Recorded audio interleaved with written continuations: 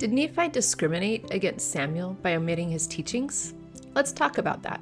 Many have criticized Nephi or Mormon for not including the account of Samuel the Lamanite. And this criticism is based on 3 Nephi 23, 7 through 13, where Jesus asked Nephi's son Nephi to record a detail that was missed in the plates. Some have claimed that Nephi and Mormon failed to record any of Samuel's account, or that we just can't tell how much was not recorded. In particular, it's claimed that they may have done this because of their bias against the Lamanites. But when I read... we included all of Nephi's words, we didn't include Samuel the Lamanite's words. Is that Yes, he's a Lamanite. When I read the verses, what I see is that the omitted part was that many saints appeared. In fact, I don't see how this can be read otherwise. And Jesus said unto them, Howbeit that ye have not written this thing, that many saints did arise and appear unto many, and did minister unto them. You didn't record the fulfillment of his words. That's what Christ is saying they didn't record. Yeah.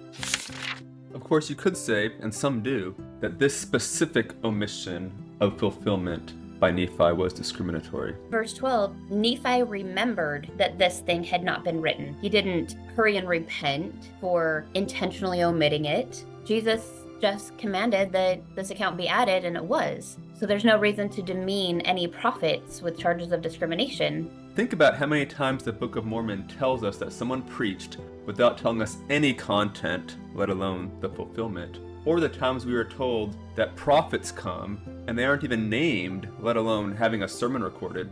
Samuel has almost 3 full chapters of one sermon recorded. That's like King Benjamin, Abinadi, Alma the Younger, rare.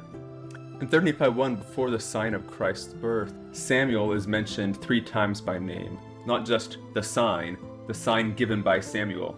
For a person that is supposedly excluded, that's a lot of inclusion. Instead of using the scriptures to motivate us to be better, if we're constantly reading our own culture, our own failings, our own tendencies back into the scriptures, then you make mistakes like this, like misreading what Christ is saying.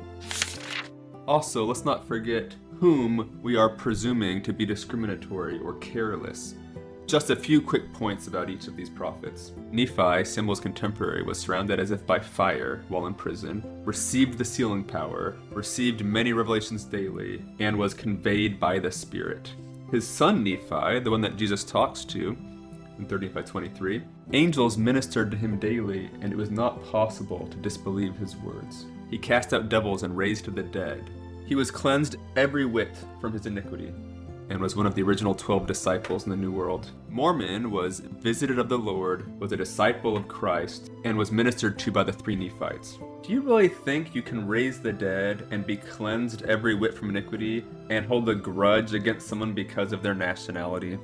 Put another way, if I accuse Nephi of being prejudiced, given what I know about me and what I know about Nephi, what is more probable? Nephi is being unfair to Samuel, or I am being unfair to Nephi? Did Nephi, his son Nephi, or Mormon discriminate against Samuel by omitting his teachings or fulfillment of prophecy?